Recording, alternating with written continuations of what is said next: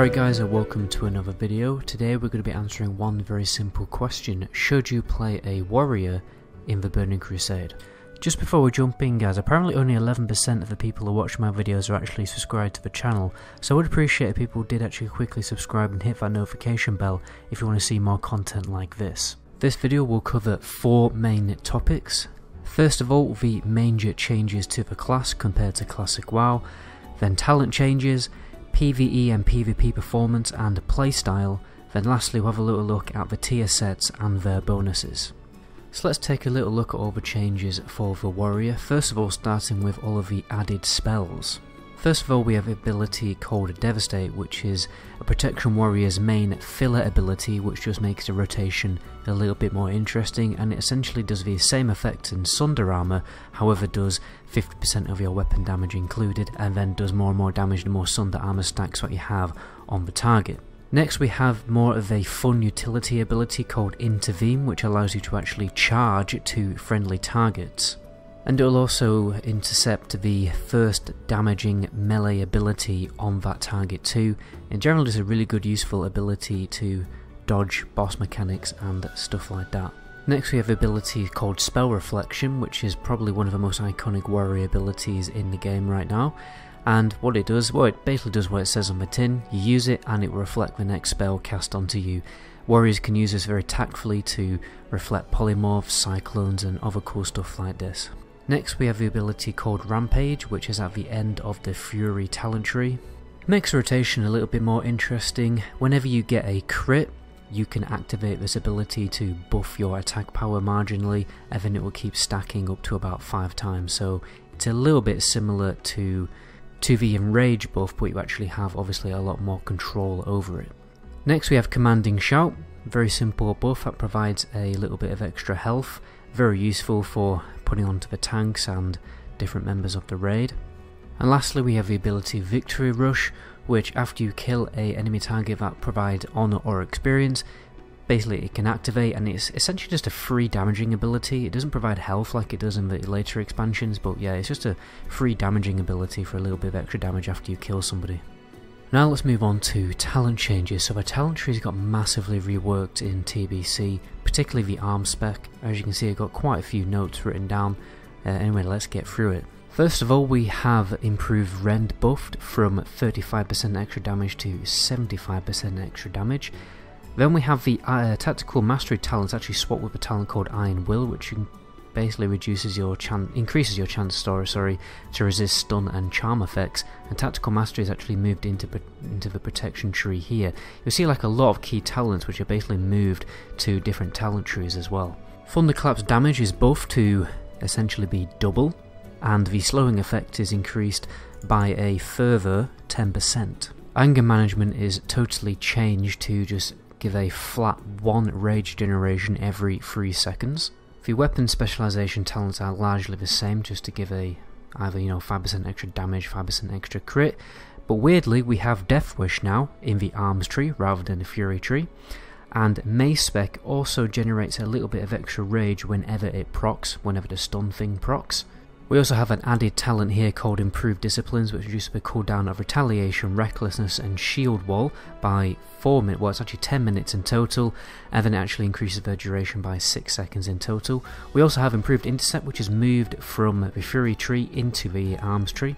Obviously that makes a lot more sense because you will need better charging abilities in PvP, and Arms is more of a PvP spec. We also have the talent Second Wind. Whenever you are stunned or immobilized, you generate 10 rage and 10% of your total health over 10 seconds. So a little bit useful in PvP. We also have Blood Frenzy, which means that your rend and deep wound effects also increase the damage on the target by an extra 4%, which is a really good useful raid debuff. And we also have slightly improved Mortal Strike, slightly reduced cooldown by 1 second and a little bit of a damage buff, and then the last talent, you generate 25% extra rage from damage dealt from the Endless Rage talent. Let's move on to the Fury tree, probably has the least changes out of all the specs. The first thing is Commanding Presence also affects Commanding Shout and not just Battle Shout, so that talent's totally swapped.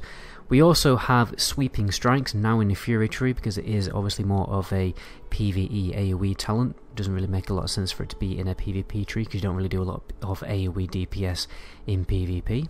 Where improved interceptables, we have weapon mastery instead, reduces the chance for your attacks to be dodged by 1%, so kind of increases your hit chance marginally, and also reduces disarm effects, very strangely, by an extra 50%, which is more of a PvP talent, which I also find a bit weird, but oh well. Then we have improved Whirlwind, a little bit of extra damage, reduced cooldown on Whirlwind. We have the talent Precision, which is basically a copy and pasted rogue talent with a 3% extra hit with melee weapons. We have improved the Berserker stance, slightly increased attack power and reduced your threat generated by 10%, pretty decent. And then we have Rampage, which we talked about previously. Now let's move on to the protection talent. So first of all, we have improved Blood Rage right at the top rather than a tier 2 talent. I think it's mainly there so that Arms and Fury warriors can pick up this talent pretty easily when they have leftover talent points. Then we have Tactical Mastery there at the top, pretty much for the exact same reasons, because it is a pretty useful PvP talent to pick up. And Improved Shield Block has been changed slightly. You only need one talent to max it out, but it's been nerfed to increase shield block duration by only 1 second. We have the Defiance talent here, which increases your expertise by 6. This is a talent which is... I suppose I don't really have the time to explain like how the expertise stat really works, but in the shorthand of that, it's basically kind of increasing your hit chance. Well, it's reducing your chance to get glancing blows with your melee hits. We have improved Sunder Armor, which also gives a little bit of a benefit to Devastate by basically just reducing the amount of rage that it costs. Improved Shield Wall is swapped by the talent called Shield Mastery, increases the amount of damage absorbed by your shield by 30%. We have the added talent here called Focus Rage, very simply reduces the rage cost of your offense abilities by 3. We have the improved Defensive Stance, reduces all spell damage taken while defensive stance by 6%. And then the last few talents we have Vitality, which is just a simple stamina and strength buff, and then obviously we have Devastate at the end of the talent build. Anyway, let's move on to talking about the PvE and PvP performance of a warrior in the Burning Crusade. So in my personal opinion, I think warrior is one of the most interesting and challenging rations available to you, because most other DPS classes pretty much only cast like 1 to 2 spells. With the warrior spec, you have multiple different spells to cast. It requires a lot of good timing, and it's just generally very engaging and dynamic and interesting in rotation, and I definitely would consider playing a warrior in my personal opinion. So Fury is the most popular DPS spec. Most people are just going to spec into Fury because it does the most DPS. Arms is a little bit niche, but it does have its uses because of that debuff that provides 4% extra damage onto the target, but they are kind of rare. But to be honest, I think Arms Warriors, if you have a decent enough weapon, you are, more than welcome in a raid, because a lot of warriors are obviously going to do PvP, and if you don't want to keep spending the money on the respec cost, you can very easily just turn up to a raid and arm spec and do fairly decent DPS. Obviously, the last spec to talk about is Protection. This is the best main tank spec in the game. Main reason for that is because you have such ridiculously strong cooldowns to deal with difficult, boss mechanics and boss encounters. Overall, when it comes to the actual statistic performance of a warrior, they scale with the expansion. This is the case in Vanilla, it's the case for Wrath of the Lich King 2. Warriors are kinda suck at the beginning of the Burning Crusade. This is kind of an issue because we do live in a min-max culture. The last time I played a warrior was on Wrath of the Lich King, and I did find it fairly difficult to actually get raid spots because, again, early on in the expansion, warriors don't do the best DPS, and it's normally casters that really do the top tier DPS. So it's, in my opinion, I would probably play warrior as an alt. I would play at the beginning of the expansion, with a top tier DPS, and then maybe alt playing a warrior later in the expansion. It's really up to you. Just bear in mind that it may be more difficult for you to get a raid spot than playing a warlock or a mage, for instance, simply by the fact that warriors don't do the best DPS early on in the expansion. However, obviously, when you progress into tier 5 and tier 6 content, that's when they start doing really, really good, strong DPS.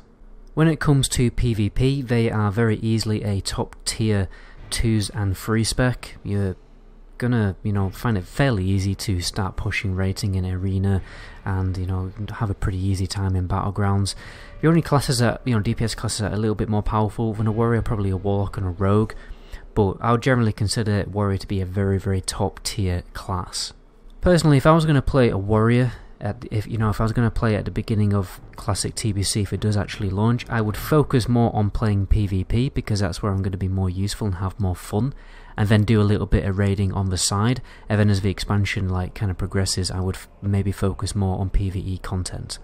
So let's take a little look at all the tier sets for a warrior. First of all, we have tier 4, which is here, one of the coolest looking sets in the game in my opinion.